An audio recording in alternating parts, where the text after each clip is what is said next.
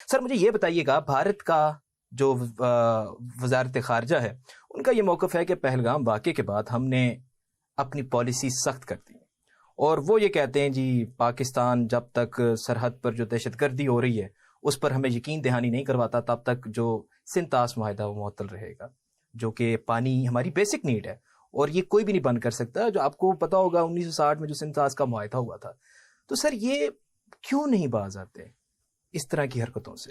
یہ آپ کا سوال اس لیے ارریلیونٹ ہو جاتا ہے کہ نریندر مودی کے پردھان منتری بننے کے بعد ایک ایسے مزاج کا بندہ پرائم منسٹر بنا۔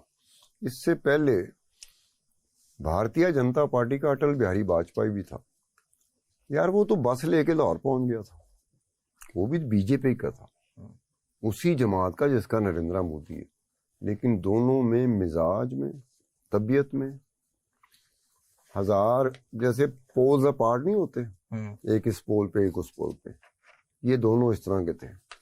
اٹل بہاری واجپئی امن کو پسند کرتا تھا، پریفر کرنے والا بتا تھا، despite the fact Narendra Modi نہیں کرتا۔ نریندر مودی آیا جس بنیاد پہ آیا نا، جس جگہ پہ وہ آیا ہے اس کی بنیاد ہی یہی ہے کہ میں نبڑ لاں گا دیکھ لاں گا انہوں سیدھا کرنا، میں تو بڑا تنگ کردا ہے۔ وہ جب اس کی پولیٹیسائزیشن، جب نریندر مودی ابھر رہا تھا نا، وہ کہاں سے ابھرا ہے؟ ہم پاکستانی کچھ معاملوں میں نا اپنے دماغ کا مکمل استعمال نہیں کرتے۔ گجرات کا ایک واقعہ ہوتا ہے جس میں Pakistani media, international media Narendra Modi کی ایسی تیسی کر دیتا ہے، مسلمانوں کا قتل عام کیا گیا تھا، وہی تو بوسٹ ہوا تھا وہاں سے۔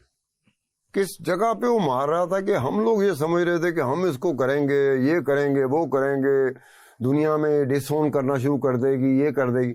وہ بھائی وہ کھیل رہا تھا، وہ اس سائیکالوجی کے ساتھ کھیل رہا تھا جس کو اس نے بعد میں پروان چڑھانا تھا۔ اس معاملے میں نریندر مودی بڑا سیانا ہے، بڑا آسان کام ہے ہندو کو ہندو بنانا۔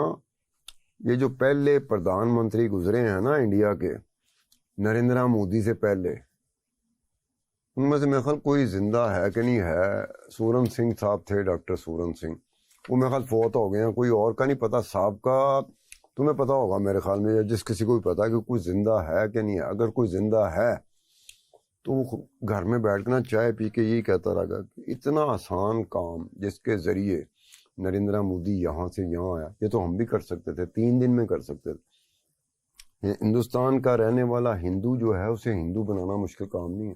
حکومت اگر آپ کی ہو، میڈیا آپ کے کنٹرول میں ہو، تو بن سکتا ہے وہ ہندو۔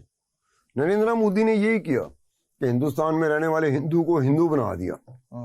وہ ہندو جو تھا نا نریندر مودی سے پہلے، وہ ہندو اس کو میں پسند کرتا تھا، بڑا لبرل تھا۔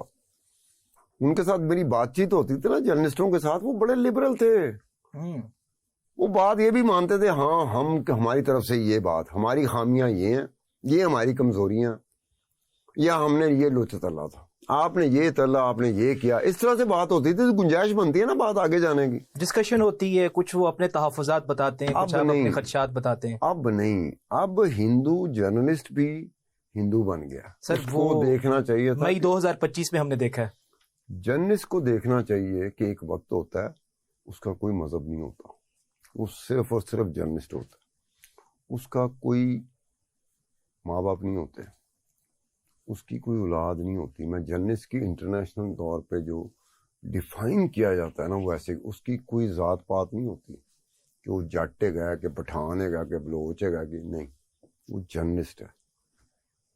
نریندر مودی نے انڈیا کا جو ہندو جرنلسٹ تھا نا، اس کو بھی ہندو بنا دیا، وہ جرنلسٹ رہا ہی نہیں۔